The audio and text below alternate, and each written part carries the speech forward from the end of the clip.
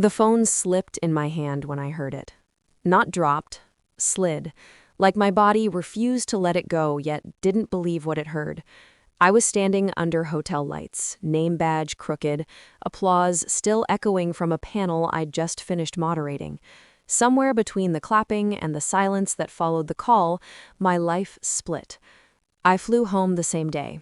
No luggage, no explanations, just a borrowed charger and a boarding pass I crushed into pulp. By the time I reached the hospital, my daughter was breathing again. Tubes, bruises blooming like spilled ink on pale skin. My wife was at her side, eyes red, hands steady. Too steady. She had an allergic reaction, she said. Calm, practiced. Thank God the neighbor saw her.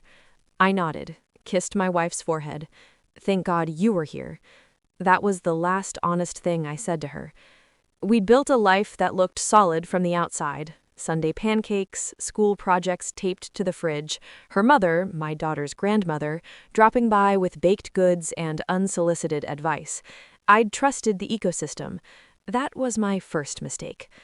My daughter woke up that night, barely. Her fingers curled around mine like she was afraid I'd disappear again. When the nurse stepped out, she reached under her pillow and handed me a folded scrap of paper. Her handwriting wobbled. Grandma gave me something. Mom saw. The doctor is lying. She's Mom's friend. That was the moment grief hardened into shape. I didn't confront anyone. I don't believe in noise before proof. I kissed my daughter's hair, told her she was brave, told her I loved her, told her everything would be okay. Then I made one call, a private lab, cash, no insurance trail, blood and urine drawn while my wife slept in the chair, chin tucked like she'd earned the rest. The toxicologist called me at dawn. He didn't hedge, he didn't soften. This isn't an allergy, he said. It's poisoning, deliberate. The compound is rare, pediatric dosage adjusted. Whoever did this knew exactly what they were doing. He told me he'd already called the police. I thanked him, hung up, sat in my car and stared at the hospital entrance until the sun burned the fog away.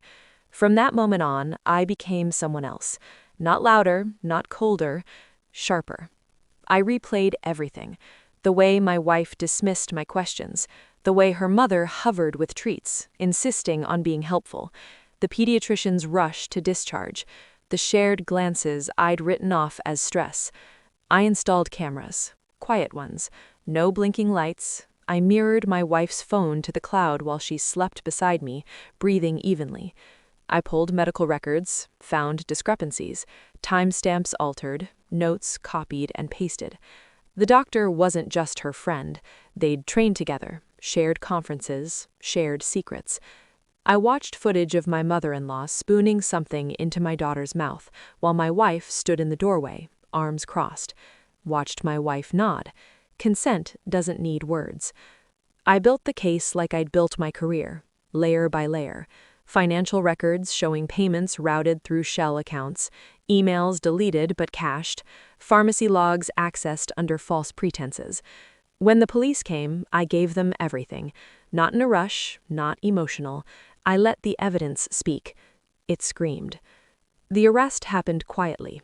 No sirens, just hands cuffed in my kitchen while my daughter slept upstairs, unaware that the monster had worn her grandmother's smile. My wife broke when they read her rights, not from guilt, from the loss of control. The trial was swift, the narrative unraveled. Munchausen by proxy, dressed up as maternal anxiety. A doctor willing to lie, a grandmother willing to administer, a wife willing to watch. I sat through it all without flinching. The verdict came back unanimous. Years. Enough to matter. Now the house is quieter, safer. My daughter laughs again. The sound is cautious at first, like testing ice, but it's real. I attend fewer conferences. I cook more dinners.